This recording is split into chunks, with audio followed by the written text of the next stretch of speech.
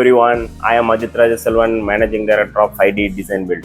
இன்னைக்கு நம்ம இந்த வீடியோவில் எந்த டாபிக் பற்றி பேச போகிறோம் அப்படின்னா, ஏஐ வந்து இன்ஜினியர்ஸ் அண்ட் ஆர்கிடெக்ட்ஸை ரீப்ளேஸ் பண்ணுமா அப்படிங்கிற டாபிக் பற்றி தான் பேச போகிறோம்.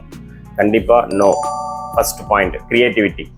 ஏஐ வந்து இருக்கிற டேட்டாவை வச்சு தான் நமக்கு ஃப்ளோர் பிளான், டிசைன், எலிவேஷன் எதுனாலும் கொடுக்கும். பட் இன்ஜினியர்ஸ் அண்ட் ஆர்கிடெக்ட்ஸால் மட்டும்தான் க்ரியேட்டிவாக ஒரு விஷயத்தை திங்க் பண்ணி விஷனரியாக புதுசாக பண்ண முடியும். அடுத்த நெக்ஸ்ட் பாயிண்ட் பார்த்தீங்கன்னா கான்டெக்ஸ்டுவல் இன்சைட். அதாவது இன்ஜினியர்ஸ் அண்ட் ஆர்கிடெக்ட்ஸ் மட்டும்தான் ஆன் சைட்டுக்கு போயிட்டு சைட் அனலிசிஸ் பண்ணி சைட்டோட விண்ட் டைரக்ஷன், அப்புறம் சன் பேக்லைட் எப்படி வருது எல்லாமே செக் பண்ணி அதுக்கு தகுந்தாப்புல ஃப்ளோர் பிளானோ டிசைனோ நம்ம பண்ண முடியும். ஸோ அந்த ஏரியாவில் உள்ள கல்ச்சர் கூட நம்மளால் அனலிசிஸ் பண்ண முடியும். But AI can't to that. AI doesn't know about it. அடுத்த பாயிண்ட் பார்த்தீங்கன்னா ப்ராப்ளம் சால்விங். அதாவது கன்ஸ்ட்ரக்ஷன் ஆன்சைட்டில் வந்து நிறைய ப்ராப்ளம்ஸ் வரும். இது எல்லாமே வந்து ப்ராக்டிக்கலாக அதே ஆன்சைட்லேயே நம்ம சால்வ் பண்ணுற மாதிரி இருக்கும். பட் ஏஐயால் அது முடியாது. பிகாஸ் ஏஐட்ட டேட்டா இருக்காது.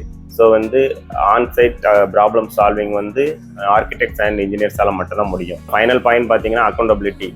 அதாவது ஏதாவது ஒரு ப்ராப்ளம் சைட்டில் நடக்குது அப்படின்னா கண்டிப்பாக வந்து நம்ம ஆர்கிடெக்ட்ஸோ இன்ஜினியர்ஸோ ரீசன் சொல்லலாம். அவங்க தான் ஃபுல் ரெஸ்பான்சிபிலிட்டி எடுக்கிற மாதிரி இருக்க. வந்து நம்ம இதுக்கு நீ தான் காரணம், யூ ஆர் த ரெஸ்பான்சிபிள் அப்படின்னு நம்ம ஏஐ கிட்ட சொல்ல முடியாது. ஏஐ வந்து ஆர்கிடெக்ட்ஸ் அண்ட் இன்ஜினியர்ஸ்க்கு ஒரு சப்போர்ட்டிங் டூலாக தான் இருக்க முடியுமே தவிர கண்டிப்பாக ஏஐ வந்து இன்ஜினியர்ஸ் அண்ட் ஆர்கிடெக்ட்ஸை ரீப்ளேஸ் பண்ணவே முடியாது. தேங்க்யூ.